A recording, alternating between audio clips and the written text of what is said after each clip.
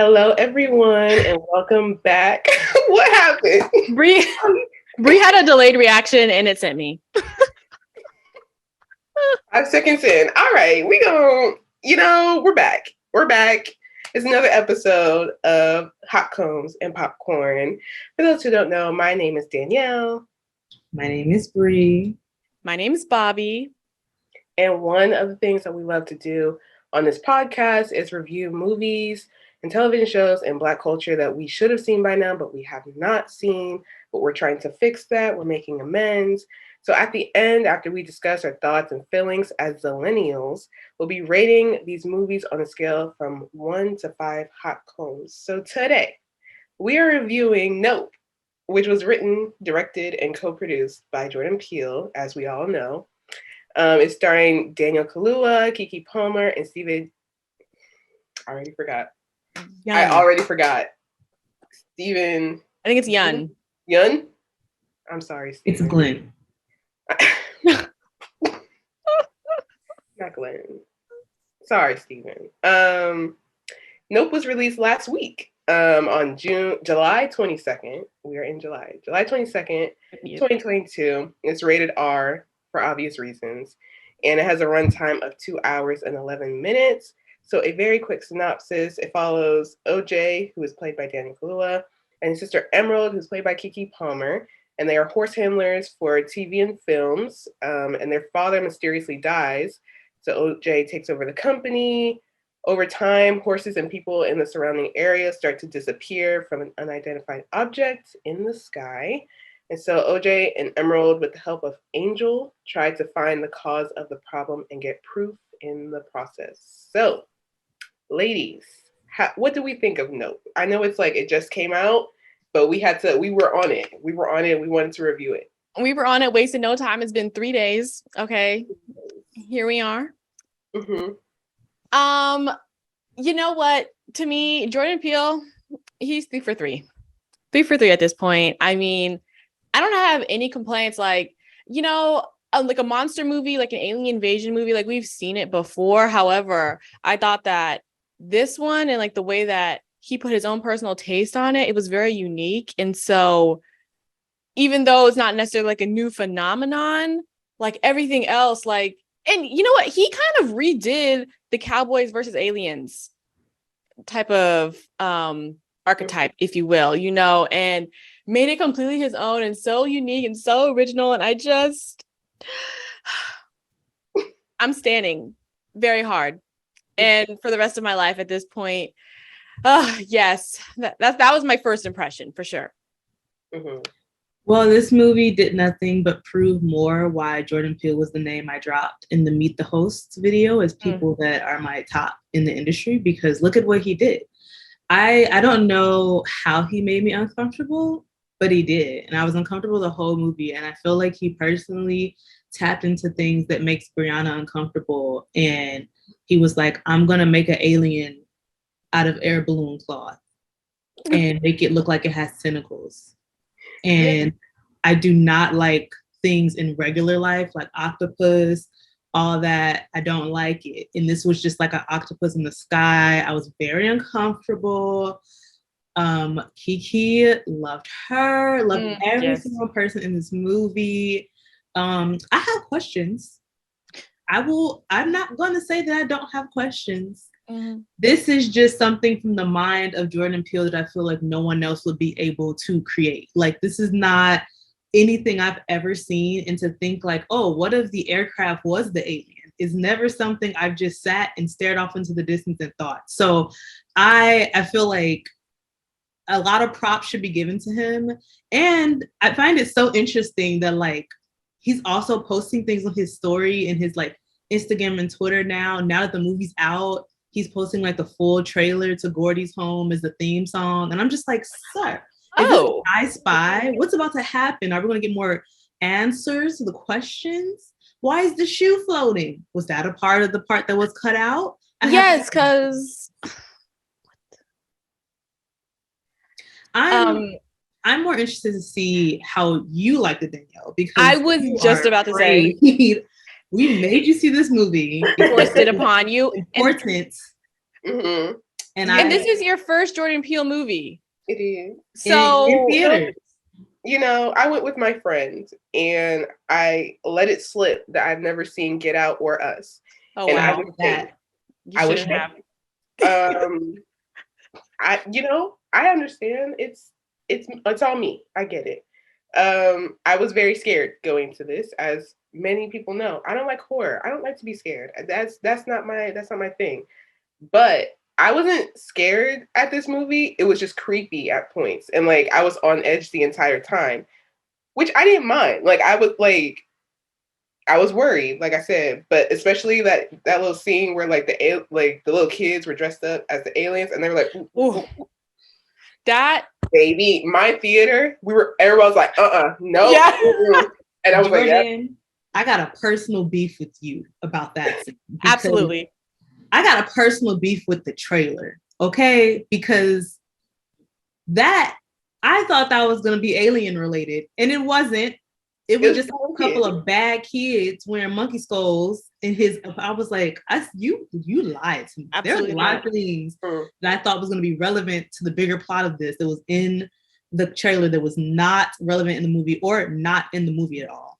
Mm-hmm. That shit had me scared as hell. I'm not even going. When the one was behind him, too much. Oh no! I closed my eyes. When the second one popped out, I was like, oh. It was the second one for me. My theater was loud. Everyone was like, hunted that kid. Well deserved. Like, I'm all for it. Hunt more stuff that makes you scared. Okay. The entire theater, when it changed from like that first one to the second one, everyone went all at the same time. And then everybody just started laughing because they're like, he got us. He got us good. He sure did. And then when the one popped up behind him, everybody just like screeched at the top of their lungs. I was closing my eyes because I knew something like that was going to happen, and I just didn't want to. I just couldn't do it. But I heard the screams. I opened my eyes, and then I look around. I see everybody laughing afterwards. Like, wow, this man Jordan, he cannot lose at this point. I thought that was a really good fake out, just like in general, because everyone's like, oh shit, like these aliens, they about to get us. But you know, some badass little kids, they just need a little whooping. Like, because for real, that's not okay. That's not a prank. Like, he could have killed you. She said they got a whooping. Ma'am. Did they not? It wasn't, even if they did get a whooping, I feel like what could even qualify as being a similar amount of punishment to the stress they had caused? No, I don't. That's not the whooping she's talking about. They died. Oh. They did die. I mean, in the suits, which is karma. True. That is true. I mean, I'll take it. Yeah. But with them also been Steven, and I was really hoping that he was going to be around for much longer. And I thought that he was going to be like, I thought his role was going to be like Angel's role, you know, and the three of them were going to be working together. However, I loved Angel. He was amazing. I mean, the comic relief that I needed. But I would have loved to see Steven with the gang as well. Sad to see one of your faves get killed off so soon, but R.I.P. Glenn. It hurts for a third time. Okay, it really does. I will say I thoroughly enjoyed when he was on screen, and that them talking when he found out they stole his like little horse decoration, them trying to talk back and forth through the fence, like miles away. I mean, I have to say, compared to the other two movies, I see the Jordan from Key and Peele more than the other two, because this one had a lot of comedy aspects, not just from like the characters themselves. Like obviously Kiki is funny as hell, but that scene right there is a very Key and Peele skit, you know? Mm-hmm. So I was like, okay, hee hee ha ha, I'm uncomfortable. Because once you like realize that the thing is it's not metal, it's not a UFO, I was like, I don't like this. Every time that little thing like swooped in to where the mouth was like facing the camera, I was like, oh yeah, too much. This is, I don't know who thought about this, but they need a woman. This is too much. I don't like it. Yeah, that was a lot for me. I mean, besides that, my favorite part of the movie probably were the actors because they carried. They sure did. Kiki, Daniel, Brandon, Steven, Keith David with his short moments in there. They ate. They did. All of them, especially Kiki. I mean, we've been new. We did. Of course. Clearly. I mean, of course. And it's just baffling, mind-blowing that everybody else is just now getting hip. I'm like, we were here. We've been here. Like, we've been here. Like, she's been a star my entire life. I wasn't surprised, but I was thrilled, delighted to see her like getting this huge platform that was already big, but has just like blown up even more. Like, she's just getting all the recognition. It's just, it's so beautiful. And I love to see it. I want Oscars now. Everybody, line them up. Yeah, I agree. I will say that I had a lot of questions with this movie. Yes. A lot of things that confused me at times. So I want to know what y'all's questions were, if you had any. The shoe? Mm-hmm. Did we ever get an explanation? I want to know if the shoe's explanation was in the hour that they cut out of the final cut. Apparently, this was supposed to be 3 hours long. Damn. And I would have watched all 3 hours. I did it for Avengers Endgame. I do it again for Jordan Peele. I would have loved to know why the shoe was floating. I just feel like things were cut out, because if the way I feel about it, Steven's storyline was irrelevant in terms of the background. Like, I enjoyed learning about Gordy. I saw the pop cultureness in it. I don't know if this happened in the 90s, but there was a woman who's like chimp went off and like ate her face or ate her like neighbor's face or something like that. That was like a big thing. That was a big thing back then, of people owning monkeys and all those chimpanzees and then getting like eaten up. So I got the reference. I got the Full House vibes.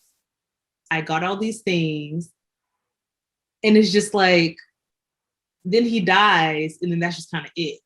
Like, I wish that his storyline was entangled with the main characters more, or he lasted longer, because now I didn't even have to go to Twitter to figure out like the point of me even knowing about Gordy.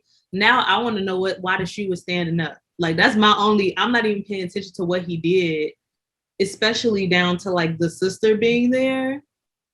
I thought her face was gonna have more of a relevancy, and it was just like us seeing the aftermath because we never saw what happened to the sister. I just found that I really didn't care about that. Like, once he was gone, it was like that subplot was gone.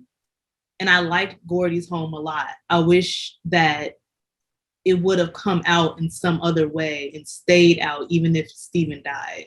Mm-hmm. Yeah, I thought that they were going to like circle it back to something. Like, Gordy had something to do with what was happening in present time. I was confused about, like you said, the relevancy. Like, I don't really think there was any. We didn't need to see the sister come back. Yeah.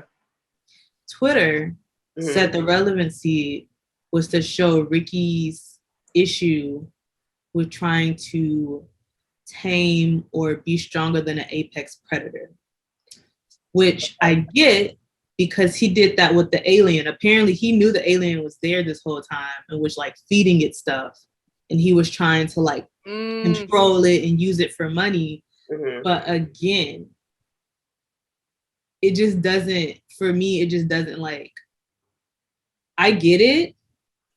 I kind of got it even before Twitter explained it to me, but it's just like, I don't know. The character line, for him to have such a big role, or have his backstory be such a main part of this, and then he dies. I never really thought to care about why he was trying to, what his claim to fame was, or why he was trying to tame the apex predator. The only reason why I think Ricky existed was because they needed to take the picture with a non-digital camera, and they had to use his theme park to do it. Mm-hmm. Yeah, because I saw something similar on Twitter, and they were like saying that was how he got away, because when Gordy was going after everybody, the tablecloth was covering his eyes, so Gordy did not see him looking at him. You know what I mean? Like, the tablecloth, Gordy didn't see that, so he was like, "Oh, we're good." Boom. That makes a lot of sense. I see the connection between that and the alien not looking at him. I get it. Yeah, I had to read like a Variety article about this because I just like it has been killing me. Because the thing is that the shoe was the first frame of the movie as well. So it's like clearly it's important and clearly we should be paying attention, but it never looped back around. Because like in my head, before we figured out that Gordy, he was just scared by the popping balloons, I thought that Gordy had somehow like, because he's an animal, maybe like he felt like whatever, like radiation or whatever coming from the alien and then lost it, you know, because the horses were running away. Maybe Gordy just wanted to eat someone's face, you know? So I thought that it was going to loop back to that. Maybe the aliens was trying to get the shoe. Like, I don't know. But apparently like in the article, it basically said like exactly that, like lack of eye contact. Also, they said that it came back to the two main themes, which is one, you can't tame a predator, and two, mankind will risk everything for a spectacle. Which, I mean, true. Both true. I can definitely see risking everything for the spectacle because Antler died trying to get the shot, and I was pissed because how he could have dropped the camera before you get abducted, please, sir. But also Gordy as well was a spectacle.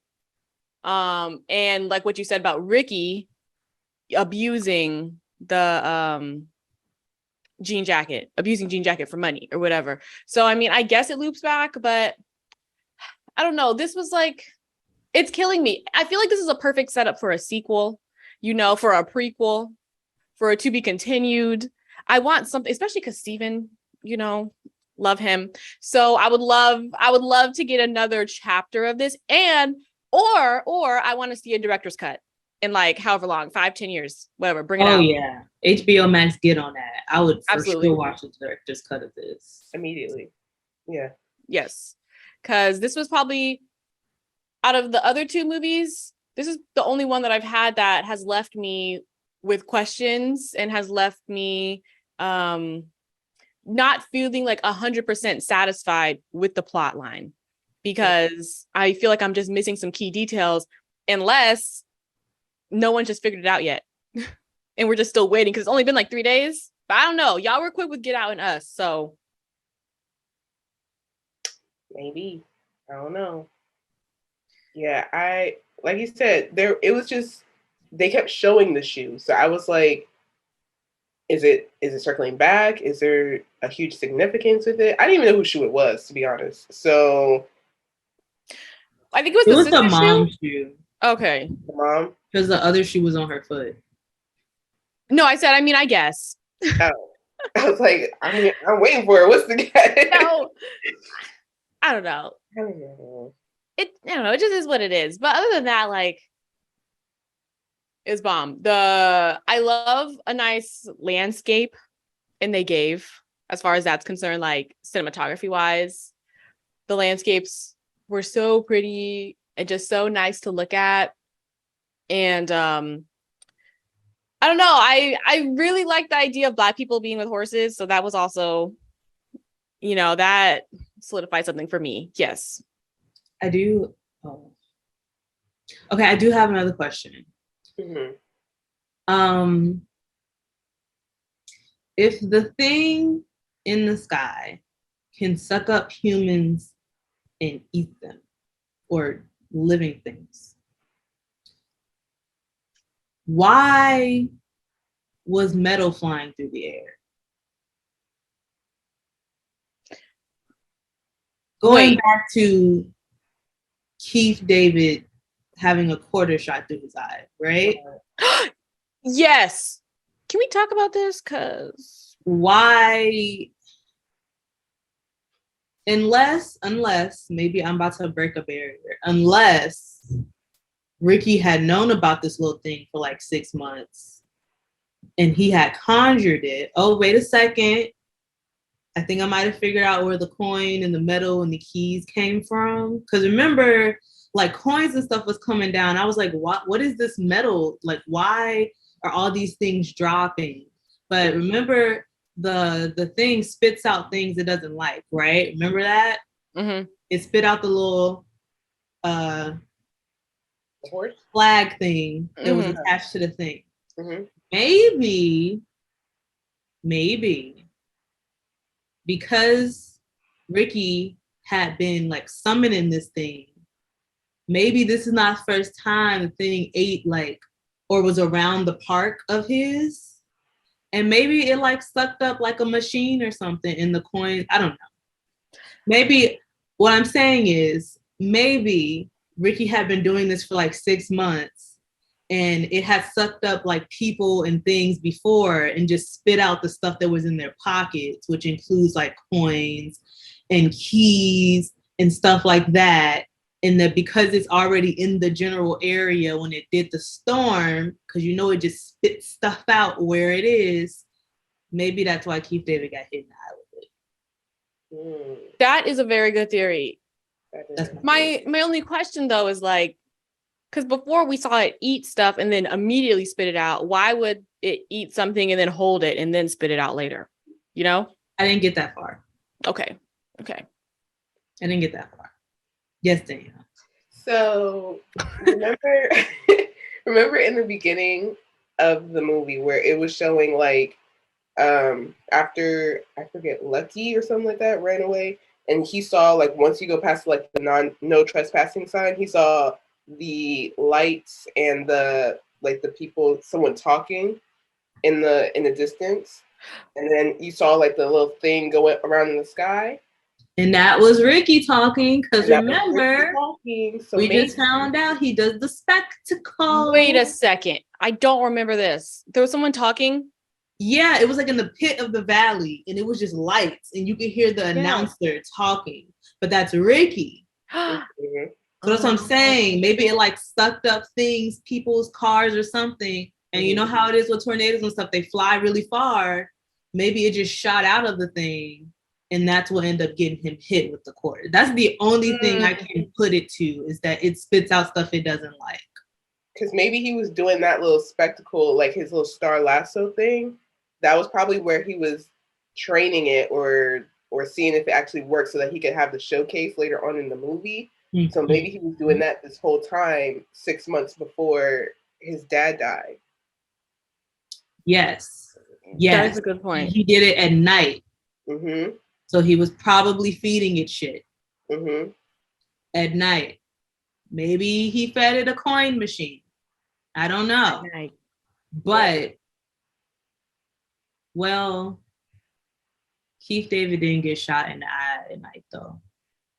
That was broad daylight. But I'm still with the theory. It was early morning. It was early morning.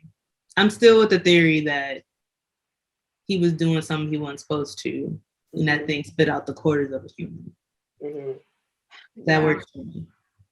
I mean, I can sit with that one, and I can be okay with it for now. But we're going to get to the bottom of this one way or another. Mm-hmm. I would also like to know more about, past like the money and like abuse of power, like why exactly, or even like how Steven noticed the cloud and like figured out like how to even like use the system, and like maybe because he had on a hat, he didn't like have to look at the person, look at the alien like in the eye or whatever. Maybe that's why he didn't get eaten even though he knew about it. You know, like I feel like I just would love some more backstory on it.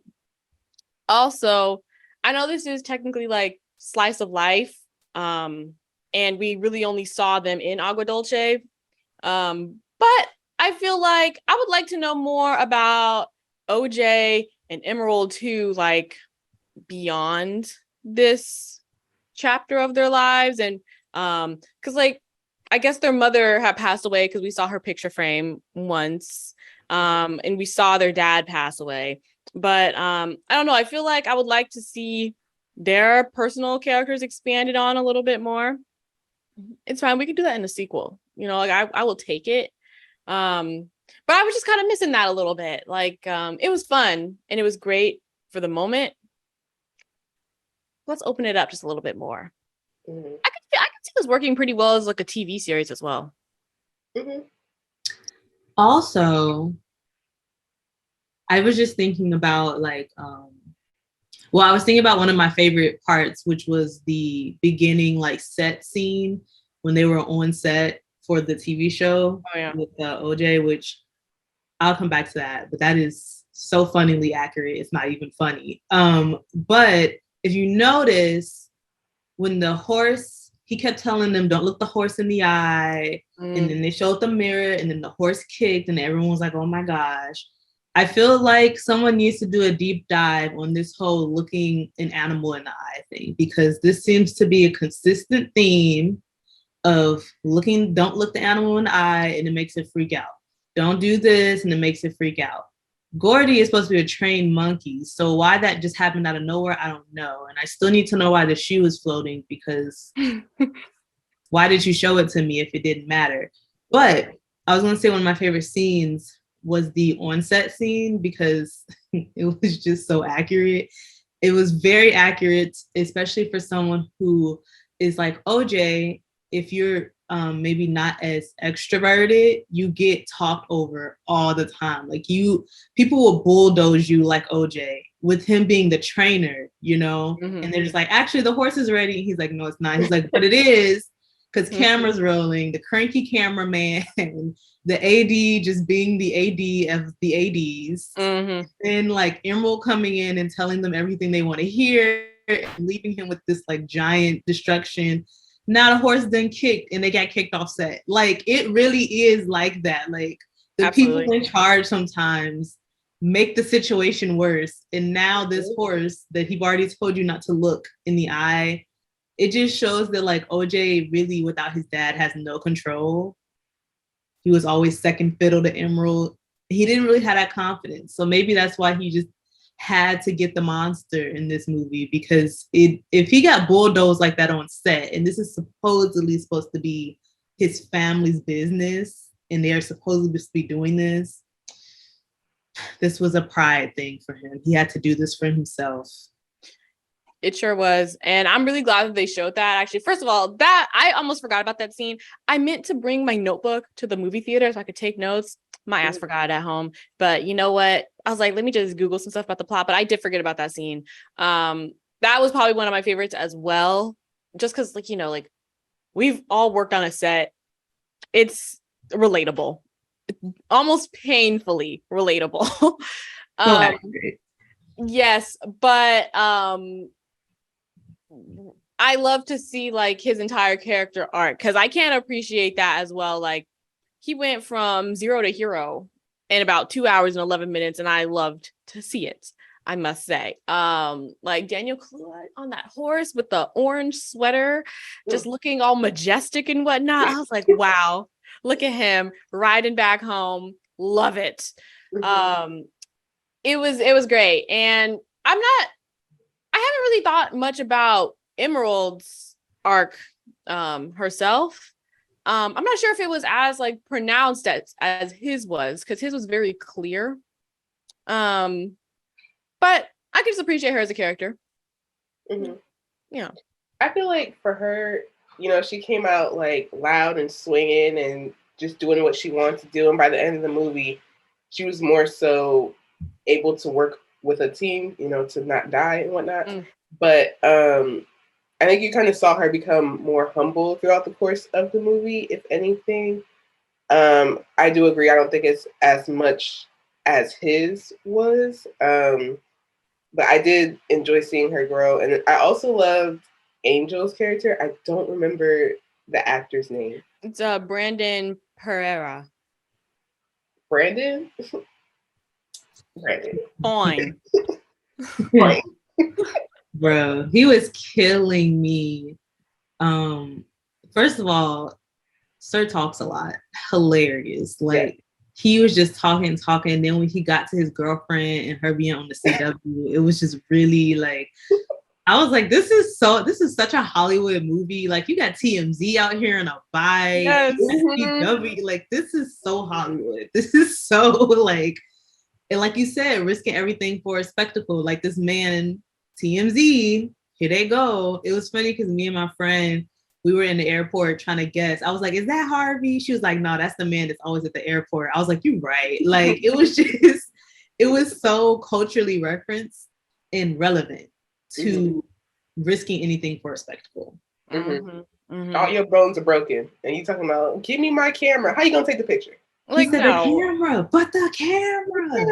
It's like, bro, like, I'm trying to save your life. Okay. Like, just get on. Like, it's fine. You don't always have to be in work mode, TMZ mode, whatever. I'm like, they're not paying you that good. Like, no. You know they're not, especially because they had him out there by himself. All the way in Agua Dulce. I have been there. It's far. Okay. As fuck. And they definitely did not pay that man enough to be over there with a bike and a camera by himself. No way. Absolutely not. Absolutely not. No Crafty. No Crafty. I'm gone. I'm gone. I think one of the themes that they talked about as well in like some of the articles that I had looked at was the overworking of marginalized communities as well, which I can kind of see that like, I guess the consequences that can cause, which I can kind of see. I mean, like, Gordy went off the wall. Jean Jacket had to have its revenge as well, you know. So I can definitely see that theme being tied in if you want to consider like the marginalized community, the spectacle, because for the most part, that's kind of how it's been, you know, like line us up, watch us dance, and there's no like proper compensation for that or whatnot. You're just being used and abused. So I kind of can see like how relevant that was tied through the movie and the way that they explored that. So I can definitely appreciate Jordan's writing from that perspective as well. So did we have any lowlights of the movie outside of the questions that we had? I did. One of my lowlights is I feel like Barbie Ferreira did not get enough screen time. Oh shit, I forgot she was in there. Yeah. Exactly. Oh my gosh, she should have had more. They had her name up. I've seen a couple of this was a very small crew, very small cast, and that could be for a variety of reasons. Obviously, we know we're in the panoramic right now. Has not stopped. Very true. Is actually picking back up, so okay. Wear your mask. I forget that. But her name was like listed in the mention of actors, and I was just like, what was she doing again? Like, and I feel like I should never have to ask that mentally if you see an actor's name so pronounced, you know, on a cast list. I was just like, I don't really like, she just wasn't in it enough for me. And for one scene. Literally. Yeah. It was just yeah. It was just the scene with the hot flamings and then the scene with him looking at their cameras, and like that was it pretty much. Yeah. Which could have been played by anybody. So maybe it was like a role that was taken because it's like a Jordan Peele movie, but it wasn't a role that I would think someone who is so popular from a show like Euphoria and the other projects you worked on, that it would be such a small role like that it was forgettable. Yeah. Yeah. She was robbed. When I saw her name in the credits at the beginning, my friend was like, I really hope that she gets more screen time than she did last season of Euphoria. Oh, damn.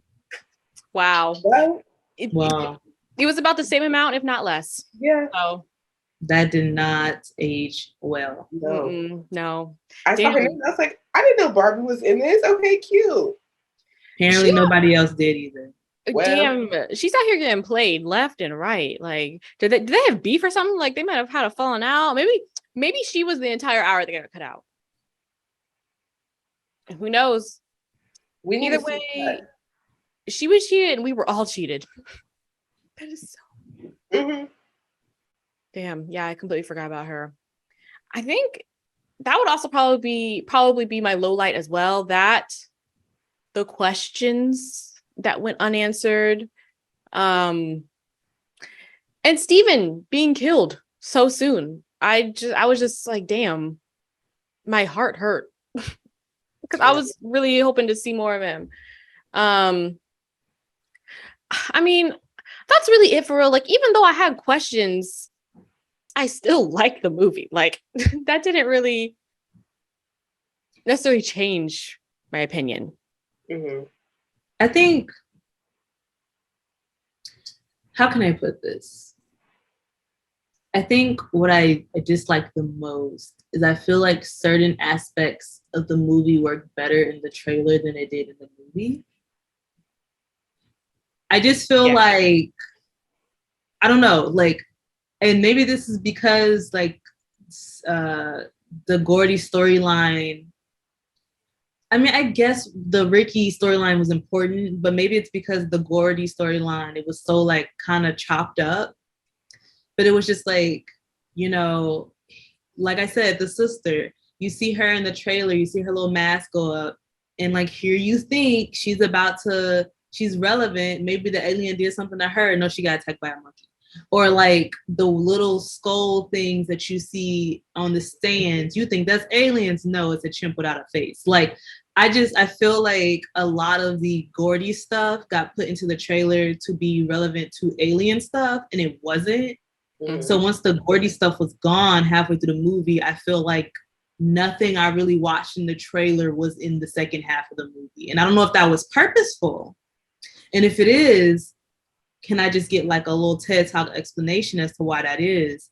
I thought that, you know, we were going to see these little tiny creepy little aliens creep around the barn door, and it was some badass kids. Like, he definitely kept you guessing, but sometimes I felt like, oh, like I wish this would have been like a little bit different, if that makes sense. Felt a little let down. Yeah. I definitely would rank it third in his trifecta of movies. Same. I would rank, honestly, I'd rank Us number 1, Get Out number 2, Nope number 3. Yes. But what I will say is, it does have rewatchability. I'm supposed to be going to go see it in a 4D movie theater, and I would not go see a movie that's 2 hours long again if it wasn't rewatchable. So it's still far better than a lot of the movies that's come out. But for what I was expecting, Jordan had me uncomfortable. But I was just, if weird animals don't freak you out, I don't see you being very uncomfortable with this. Yes. You get what I mean? That is a very, very good point. I would rewatch it again. I'm honestly thinking about getting a ticket for sometime this week because I have a feeling that we've missed some things, you know, like some Easter eggs that you just have to go back and watch a second time to understand. And that's what Jordan does best. So I feel like it's probably worth a second watch. Also, I would rate this last as well. It just is what it is. You know, they can't all be like, you know, it's a hit, but I wouldn't call it a banger. I will say, before you say your little lights, Danielle, the one Easter egg that I saw, well, there's two. The one that was relevant to the movie was Ricky's jacket had like a spaceship on it, had the alien spaceship on it. But the first one that I immediately noticed was that on Ricky's desk are the scissors from Us. No. Stop. When they first go meet Ricky and he's sitting at his desk and the pictures on Daniel Kaluuya, you can see the scissors from Us sitting on his desk. No. Which, Jordan, hear me out. Jordan. A Jordan Peele multiverse. Hear me out. Just make it happen. I like to write. Honestly, Bree, hit her up. you be coming with the content, okay? The past 2 episodes that we recorded, you've had some good ass ideas, okay? And this is the one. This is the one right here. I want a multiverse. I want to see Steven's tether flying through the air. It has to be referential of every movie, but can we get like a Black Mirror multiverse? Like everything's happening in the same world. Maybe this was pre-Us, because clearly Us ends the world. Oh, but that's my TED Talk. I'm shaking. Yes. I don't know what to do with this information now. I don't know what to do with it. But you know what? I will rewatch now because that's enough to get me back into the theater. Mm-hmm. Mm-hmm. That's enough. Well, Bree, you just gonna have to let us know how the little aliens look in 4D because I can't do that. Good luck. Well, you know, I don't. This 4D, I guess 4D does have 3D. I'm not really going for the 3D aspect. I'm going for like the wind, chairs moving, feeling the heat, feeling the rain. I'm really going for that, not really like the 3D part of 4D is so much. Oh, God, like first thing, like next thing you know, things are gonna be like crawling on your feet. You know, they're gonna be snatching your head back. No, it's that's a lot. lawsuit. It's a lot. No, that's not gonna happen. Well, you let us know how that goes. I'm very interested. My low light was kind of similar to what you were saying, but I just felt like there was a lot going on at certain points. Some of the things I feel like could have been cut or didn't need to be in it. I don't know. I thought it was a great movie. Like I said, I don't do scary, and I wasn't scared. I was laughing like 90% of the time.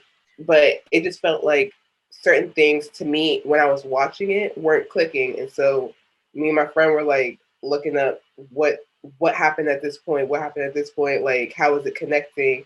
And usually I like to kind of know all of what's going on. Maybe I need to go back and watch it too because there was so much happening at one point that I was just like not retaining it. But I don't know. I just felt like certain people, like Barbie's character, was irrelevant. She was literally just eating hot Cheetos.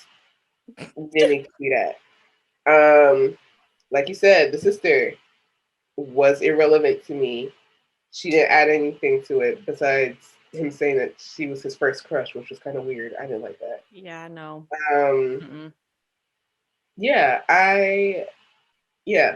I also found it interesting, like not interesting, but like I was trying to gauge what the timing was for during the Gordy scene. They made it seem like it was really quick, but then I saw like he killed the entire audience too, the studio audience. So I was like, oh, so he was sitting on that table for a minute, like for a minute. He was. Unless he was just like, bow, bow, bow, you know. Because that doesn't make any sense. Because if he had time to kill the entire studio audience and the cast, someone definitely would have stopped him before it got to that point. Like, there is no way that would have happened. Even like him on stage, he probably would have killed like maybe like 1 or 2 of the cast members, maybe. But I'm just confused as to why no one stopped him earlier. Right. Especially if it was an alien. Ran. I didn't know. I thought like you saw like 1 or 2 people in the audience like dead, but I thought they like ran for the most part. Which trust me, as 3 people have worked on a crew, 3 of us have worked on sets. The crew is not saving y'all. We're so just like the fairest of the crew is not saving. We're gone. We're saving ourselves. It's a very true statement. So yes, I just assume everyone ran and left because like you've ever seen the things that chimpanzees can do to human faces. Truly. You don't want to. If you haven't, don't look it up. It's not fun. So I don't see myself trying to stop and stick around to watch that, which is why he watched him get shot in his face because that's the only way you can put the animal down. There is no reasoning, no matter how human like you think a chimpanzee is. Very true. Because my life is worth more than $200 a day. Okay. So, and that's the real tea. I'm sorry. Fire me if you need to, but Yeah, that's actually, please fire me. Because if you thought that I was gonna put my life on the line, no, I'm actually just gonna go. Yeah, so I was just a little confused about that. I just felt like more people could have ran instead of like the dad. Why are you talking to a chimpanzee trying to reason with him? You better run. Like, yeah, there is a bit of comedy to know. Obviously, what happened to him is very not funny. I get it. Oh, please. But there is a bit of comedy that this shows you what flight or fight does to you. You ran up some fake stairs that leads to nowhere. That is how you thought you were going to escape this. right. To run up set stairs to a car. And then what made it worse is that he came back down the stairs. Sir, you could have jumped off of a landing. You could have gotten, like, he came back down the stairs like this was his only transportation in and out the house. Right. Comical. Hate to see it. Hate to see it. R.I.P. him. Yes. Also, I will say, Danielle, if you weren't scared at this one, I would like to highly recommend Get Out to you. Really? Because Get Out, yeah, I guess it could technically be called a horror movie, but I feel like it was more of like a thriller. I would categorize this one as more of a thriller than a horror movie. You know, and Us, no, you would definitely be scared. Us it's is worth it. Movie. But it's very that is a horror movie. But Get Out, I feel like you would actually find it quite interesting. A little bit of gore, nothing too crazy. But if you like this one, Get Out is for you. Okay. Yeah, I think Jordan Peele on Twitter, when Get Out first came out, or when Us first came out, said that Get Out was a documentary and Us was a horror movie. It's a Black people documentary. It's an America documentary, not just the Black people, but it's like the relations between white and Black people in America and the actual, what do you call that? Intentions when it comes to certain actions and systems that white people put into place that Black people, and only usually Black people, have to use to get where they want to be. It really is a documentary. It's more like this movie. Like, it makes you feel uncomfortable and creeped out, and it keeps you on your feet. And I will say, for this movie, he nailed it naming it Nope. I know a lot of people were very like, oh, he's pandering, da da da da. I would agree if the entire movie I wasn't saying nope out my own mouth with no relation to the movie. Like, that, let me tell you something. This wasn't about Black people necessarily, but them Black moments. Yeah. Like, he that door and put that lock on the door. I was like, nope, couldn't be me. Like, exactly. It was the way that perfect. Like 2 minutes perfectly named. Right. I was like, is he gonna lock that door? Like, he better do nothing for you. But I was thinking, I was like, he didn't lock that door. When he did it, I was like, yep. I love how he like takes back the horror moments that were robbed from us, you know, because I hate the cheesy horror tropes of like going to find out and stuff. Like, no, I'm gonna sit my ass right here. Okay. And I'm gonna stay right here until the threat is gone. And then I also loved how as soon as they knew that death was near, no one had said, they got their asses in the car and was trying to go, and they did, and they left. And I said amen, because there was this American Horror Story, whatever, there was like one season where some crazy shit was happening. Like, teeth were falling from the sky at this lady's house, and she stayed and continued to live there and watch her entire family get murdered. And that has continually pissed me off. And I was just so happy that in this movie, blood was falling from the sky. They did not stay. They said, we out. Didn't even take none of their belongings. They got in that car and they left. I said, amen, because hell the fuck no, I'm not staying here. Was that want to go back? They didn't have to go back though. But was that Roanoke? American Horror Story Roanoke? It was Roanoke. That pissed me off. There are some dumb things happening in that season, to be completely honest. But yeah. That's a whole different conversation, because I had a lot. That's a different episode. But I will say, one thing that I remember distinctly, I didn't take a notebook because that would have been useless for me, was the visual of the bloodied horse in the driver in the car, like upside down, with the little flags trailing behind, with the horse trailer. I just remember watching, like, that is a wild visual to me. Like, to systematically engineer this, to have this sitting there while the car is, like, I was like, Jordan, what is this? Like, it was like so ridiculous but so creepy. I was like, this is, I understand why this wasn't a picture that was like posted, but I feel like it should have been. Yeah, that was that is a little triggering, but it would have been effective. I know art department was back there working. Okay, they worked. They earned their pay. They most definitely earned their pay for this movie, because the house was enough. I know they had to go in and repaint that entire house. Oh my gosh, that's all I was thinking about when the blood was falling from the sky. I was like, damn, what are they gonna do now? How this better be with blood. They better have two houses. Right. Because I really doubt it. I feel like they probably painted it. But I really did like the attention to detail, even down to the audio, because when they were talking to, not Angel, but I think the weird guy with the camera that sacrificed himself and we didn't even get to see the footage. You could even hear in the background like the flies buzzing around, because I was definitely like, so this just a red house, but then like the fly sound really brought into the fact that this is blood, this is dried up blood, this is like people. I was like, there was a lot of his attention to detail. Jordan Peele is great. It's no wonder why they left the new Twilight Zone series in his hands, because he can make things creepy without actually doing anything scary, like in this movie. Yeah, I have to give it to him.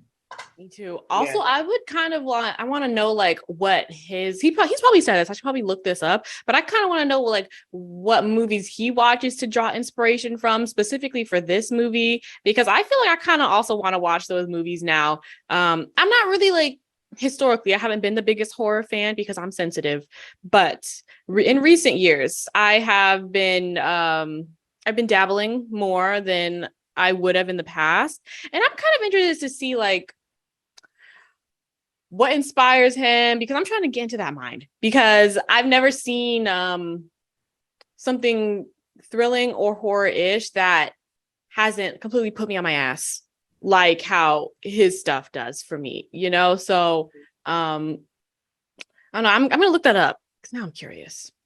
Yeah. Well, we've come to the time where we have to give our ratings. Okay. So who wants to start it off? Go ahead, Bree.